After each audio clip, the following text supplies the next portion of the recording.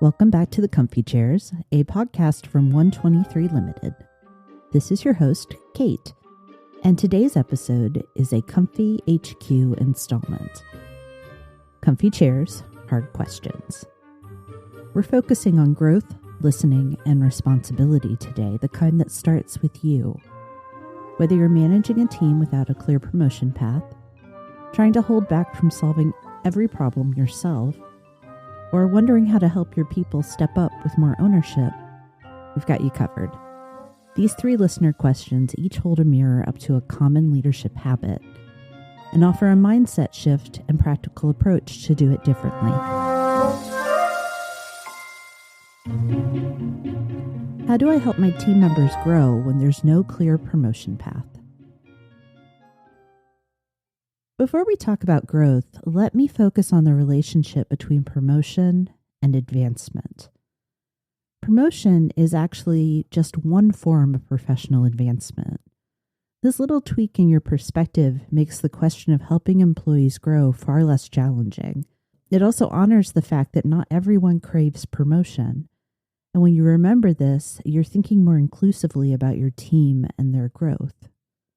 So when we view growth beyond the narrow category of promotion, we make a whole menu of choices available.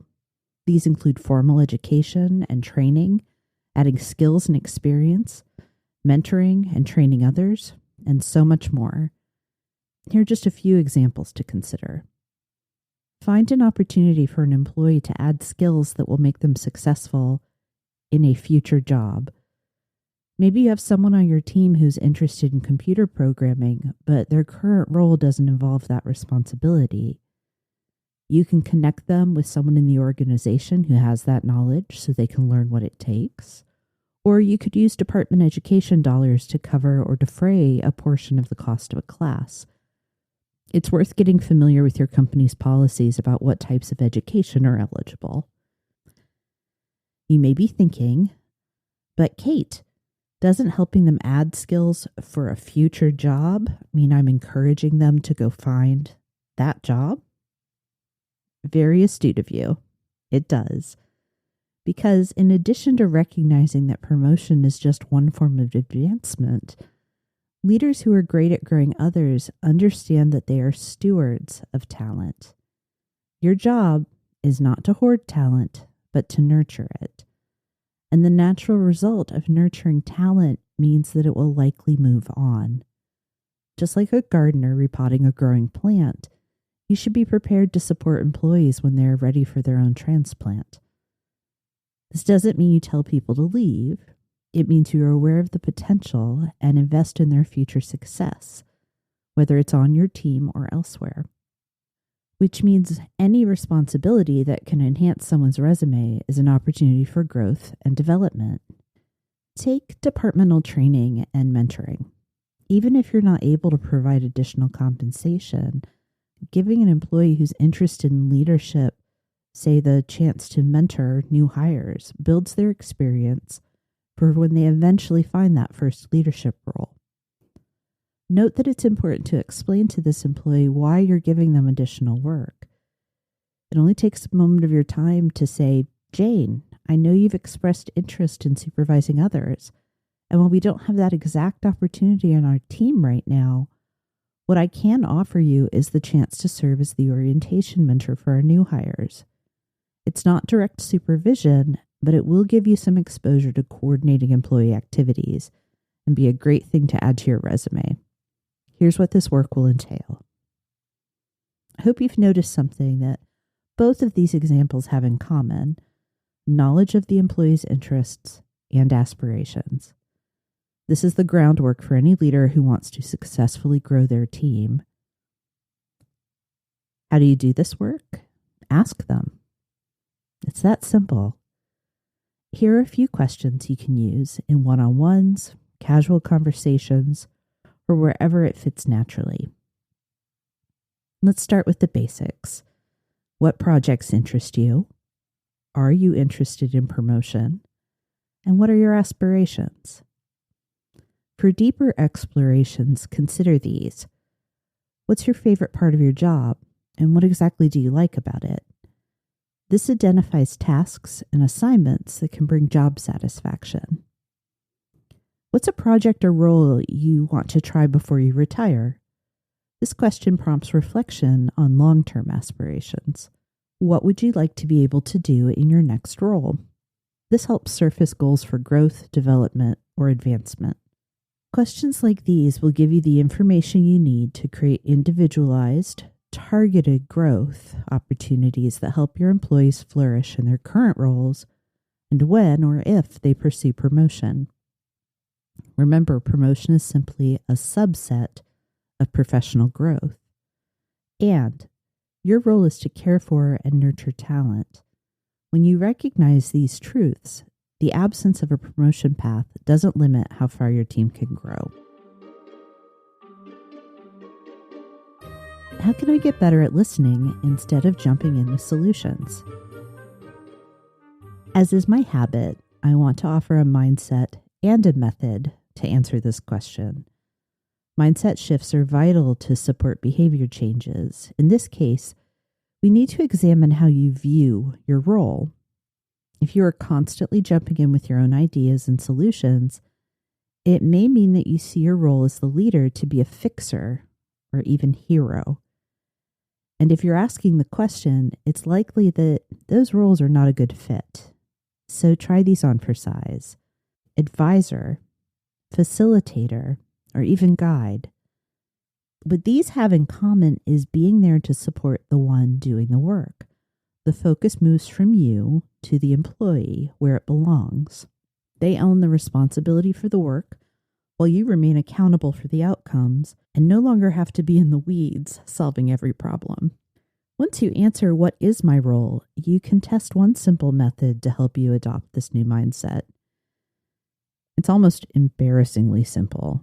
Take a sticky note and write yourself a reminder. You are not a fixer. You are a facilitator, guide, fill in the blank with the role you've identified. Put this note somewhere you will see it every day. Read it to yourself before the first meeting of the day, every day. Let's say for at least a week. Take this easy method one step further and spend a few minutes reflecting on what your role entails.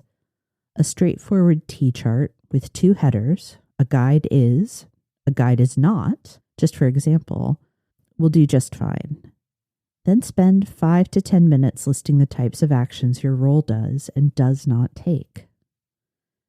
While you're navigating the shift in your mindset, this list can help you identify the behaviors you want to adopt and those you want to stop. Naturally, you can study active listening skills. In fact, every leader should. But in this specific case, without addressing the underlying mindset, you will struggle to improve. By actively embracing a role that helps your employees move from problem to solution, you will become a better listener and a better leader.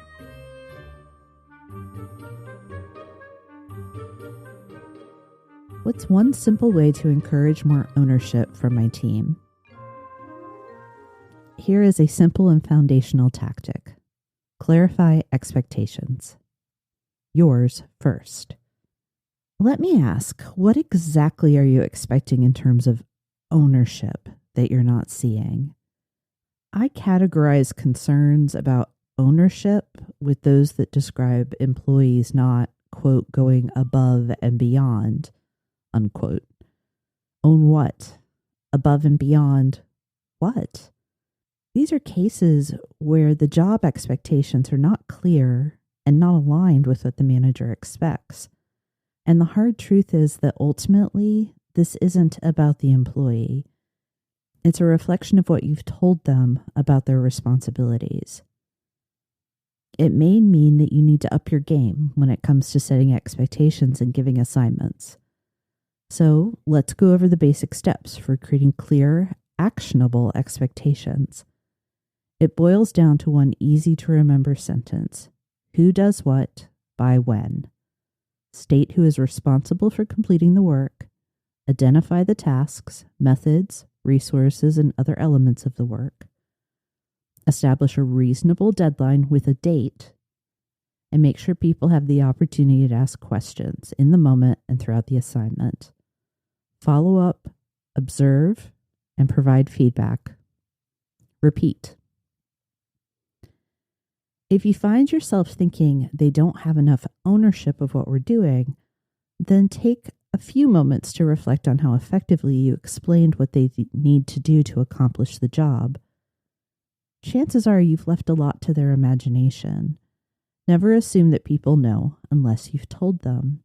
This isn't about treating employees like children who don't know how to do their job. It's about providing clarity to give people the information and expectations they need to succeed. For example, with an experienced employee, you won't go into great detail about the tasks, methods, and so on, but you should be clear. Do this how you've done it 100 times. This is the bare minimum of managing people at work. If you are an expert expectation setter but still struggling with what you've labeled as ownership, it could be a flaw in the job description. In my own experience, I know that job descriptions don't get the regular review and revision they need, anything like often enough. Work changes, oftentimes without our being really aware of it. New programs get installed, people leave and others pick up the slack. Customer expectations evolve. All of this can change the fundamental responsibilities of a job, but employees don't have a concrete update to guide them. If you're using your circumstances as the only measure of people's performance without having supporting documentation, you and the team will constantly be misaligned. So work with your HR team to review and update job descriptions on a regular cadence. Depending on your company or industry, this could be an annual process or once every 5 years or so. In any event, even if the job description includes that handy phrase, other duties as assigned, it is the tool you and your employees share to understand expectations. I want to encourage you to avoid thinking about ownership. Instead, revisit expectations and clarify what and how you're telling employees they need to do. Start with yourself, focus next on the job, and then educate the employee. I think you'll be pleased with the results. As always, the goal here is to help you build your leadership practice with clarity and care, one step at a time. If today's question sparks something for you, I'd love to hear about it. You can always find more resources, conversation, and ways to work together over at 123ltd.com. Next week, we'll be back with a conversation about identifying blind spots. Thanks for listening.